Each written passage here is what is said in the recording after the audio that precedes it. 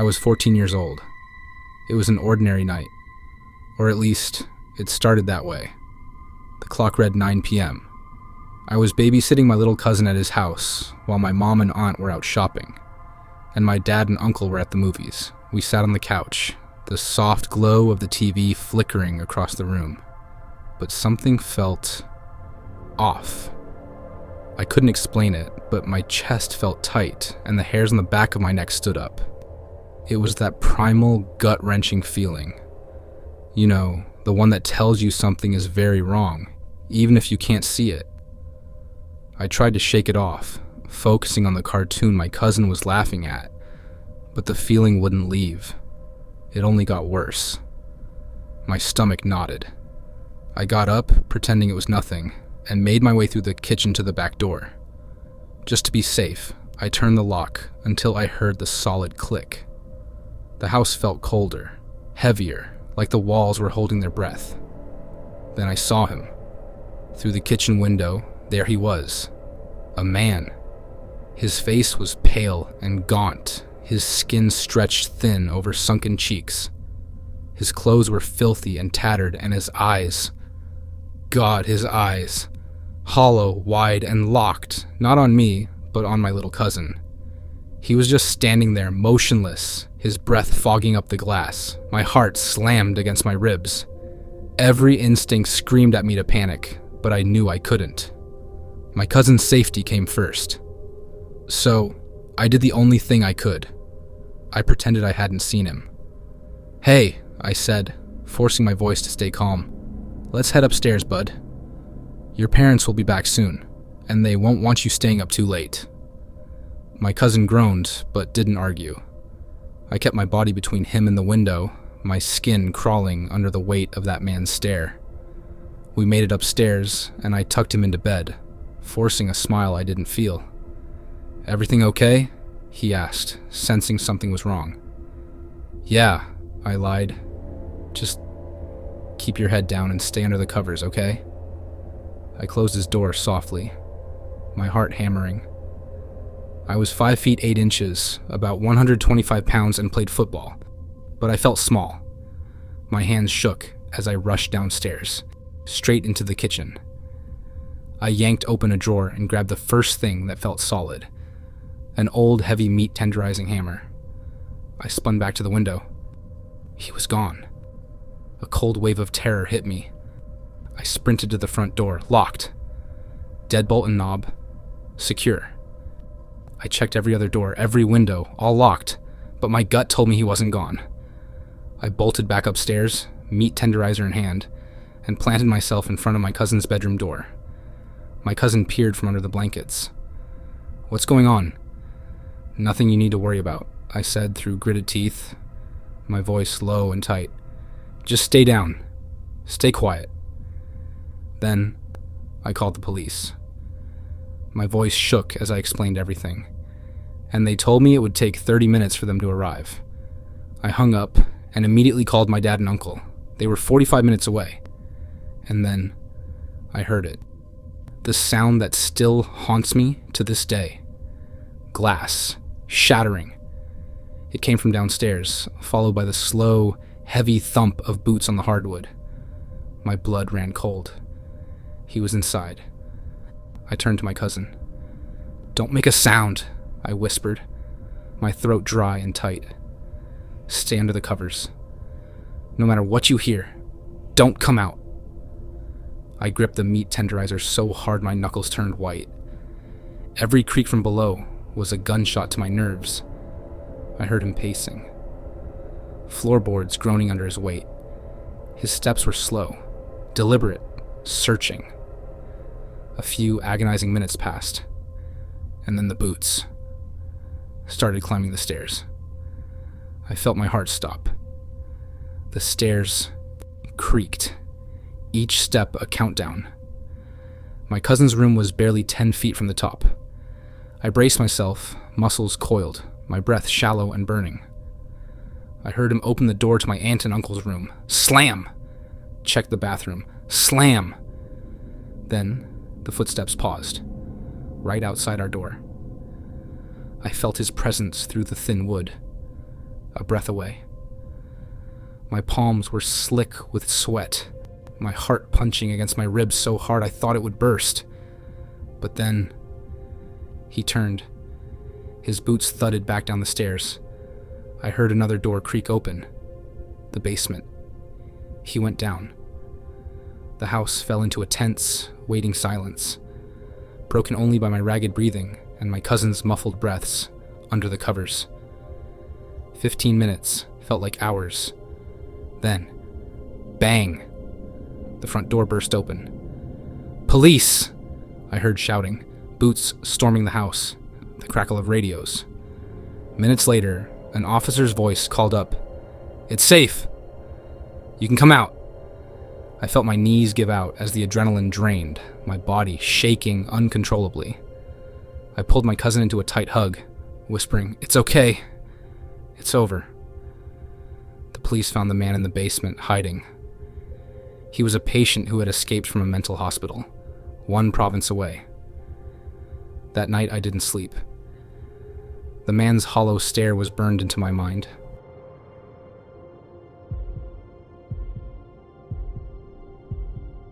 I still hear it. The slow, heavy footsteps on the stairs, the whispering from the walls. But worse than all that, I remember the cold silence that followed. It started on a quiet morning. I was sitting on my back porch, coffee in hand, enjoying the peaceful sunrise. Birds chirped, the air smelled fresh, and everything felt normal. But that's how these things always start, right? Normal. Then, I saw something. At first, I thought my eyes were playing tricks on me. A shape, pale and flickering at the tree line. But then it moved. Slowly, then fast. Unnaturally fast, bolting toward the house. It wasn't running. It was gliding. A blur of something wrong. Something cold. I felt my stomach drop. My pulse roared in my ears. I live alone. Deep in the country. No neighbors. No help.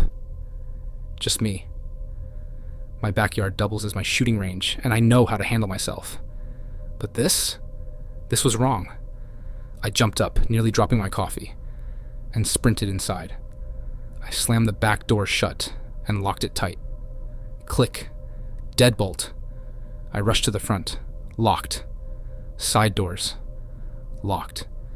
But I felt it inside. My phone shook in my hand as I dialed 911.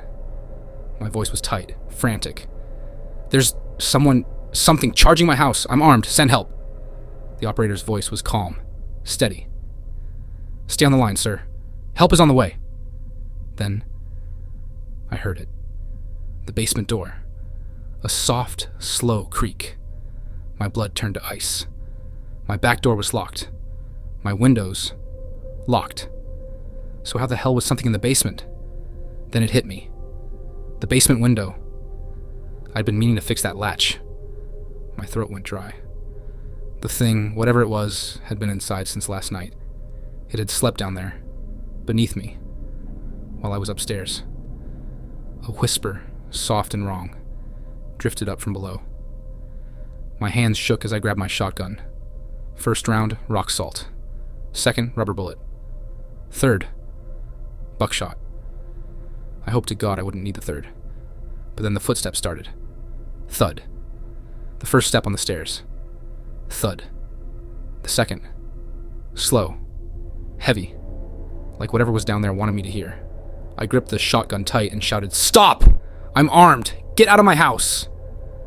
The air felt wrong. Heavy. And then I heard it. Laughter. Not loud. Software twisted. A voice that didn't belong to anything living. The operator's voice was in my ear. "Sir? Sir, are you okay?" The thing stepped into the hallway. I swear to God, I felt the temperature drop. My breath fogged in front of me. It wasn't a man. No. I wish it was. It was a figure. Human-shaped, but hollow. Pale. Its face was blurred, like a memory you can't quite place. And its eyes. Black. Endless. It opened its mouth, but the voice didn't match. It was my voice. Shoot me, motherfucker. My blood ran cold. It had been listening. I pulled the trigger. Boom! The rock salt blasted through it, scattering the shape like smoke. But it reformed, twisting and snapping back into place. It glided forward. I fired again. Boom! Rubber bullet. Useless! It passed through like fog. My throat was dry.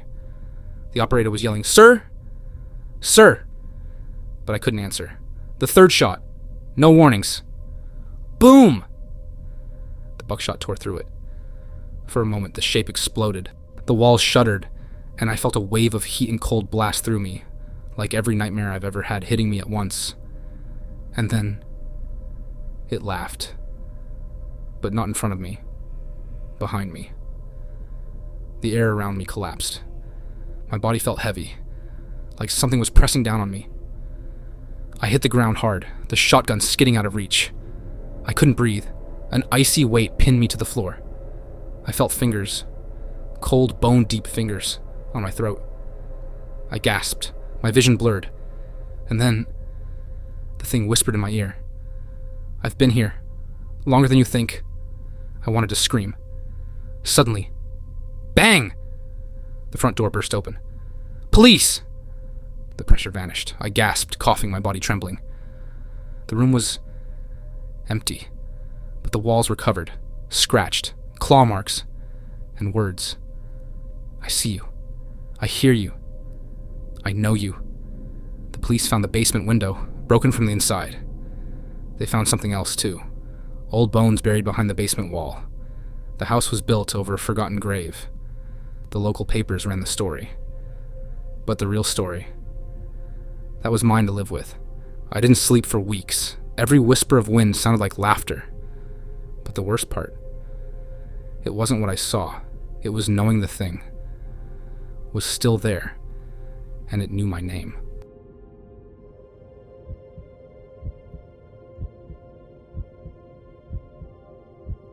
I'll never forget that night.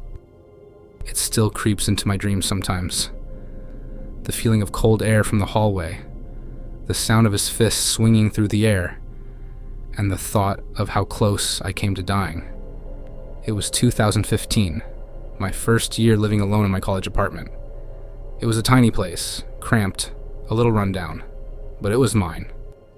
I was up late that Friday night, sitting at my desk, headset on, laughing with my friends over Skype while we played games together. The clock had just ticked past midnight when, knock, knock, knock.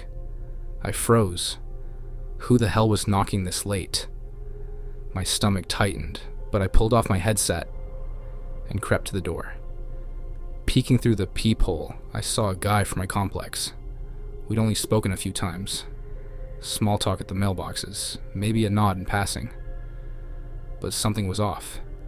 He looked nervous, scared. His eyes darted around, and his face was pale under the flickering hallway light. I kept the chain on and cracked the door. "Hey, what's going on?" His voice was rushed, shaky. "Man, someone's passed out on the stairs. I think they're sick or something. I heard you talking through the door and thought maybe you could help." My heart started pounding. I could have said no. I could have shut the doors and minded my business. But something in his voice, desperation, fear, made me step out into the hall. That's when I saw him. My neighbor from across the hall. He was sprawled on the stairs, completely out of it. His clothes were a mess, and he reeked of alcohol from feet away. His face was pale, and he was barely conscious. The other guy knelt beside him and reached out to shake his shoulder. "Hey man, you okay?" "Swing!" The drunk guy's arm shot out, wild and sloppy, barely missing the guy's face. We both jumped back. "Whoa," I said, my pulse spiking.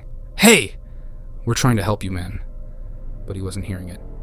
His glassy eyes flicked to us, filled with confusion and sudden anger. His fists clenched, his body swayed, barely able to stand. I felt my mouth go dry. "Let's just get him to his apartment," I said quickly. before he falls down the damn stairs and kills himself. So we tried. Every time we grabbed his arm, he lashed out. Sloppy swings, curses, a mess of anger and confusion. My heart was racing the whole time. His punches were weak, wild misses, barely more than flailing. But the rage behind them was real. Minutes crawled by. His keys jingled in his shaking hands as he fumbled over and over, trying to find the right one for his door. Every time we reached to help, he'd snap, slurring threats and swinging again. "Just calm down," I said, keeping my voice steady. Finally, click. His door swung open. He stumbled inside, shot us one last glare, and collapsed behind it with a sickening thud.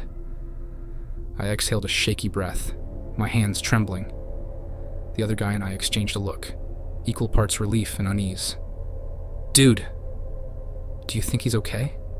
I shook my head. "I don't know. That wasn't just drunk. That was bad." So I called the non-emergency line, explained everything. I don't know if he drove himself back or what, but he might have alcohol poisoning. He's alone and he's not okay. The operator said they'd send someone out. It felt like forever, but soon enough, I heard pounding on his door and a muffled voice. "Police! Open up!" Nothing. They kept banging until, finally, he managed to fumble the lock open. I heard the wail of sirens, and then they were hauling him out. I stood there, watching the ambulance lights flash through the windows. I felt shaken, but relieved. "Well, at least he's getting help," I muttered. But it wasn't over. The next day, my phone rang. It was the police. "Hey," the officer said, his voice grim. "Just wanted to let you know. You probably saved that guy's life. He had to get his stomach pumped. Alcohol poisoning. If you hadn't called, he wouldn't have made it." I let out a breath I didn't realize I was holding. "Damn. Well, I'm glad he's..." "There's more," the cop cut in, his tone turning cold. "We found a gun on him." I felt the world tilt. "What?" "Yeah. Loaded. He's a felon too. No permit. Shouldn't even have it. We figure it's a damn good thing he was blackout drunk." My mouth was dry. "What do you mean?" The officer's next words hit me like a hammer. If he'd remembered he had that gun? There was a pause, like he didn't want to say it. He probably wouldn't have been throwing punches. The air left my lungs. I felt cold. Colder than I ever had. I had stared a loaded gun in the face, without ever seeing it. And that night, I learned something horrifying. Sometimes, it's not the things you see that kill you. It's the ones you don't.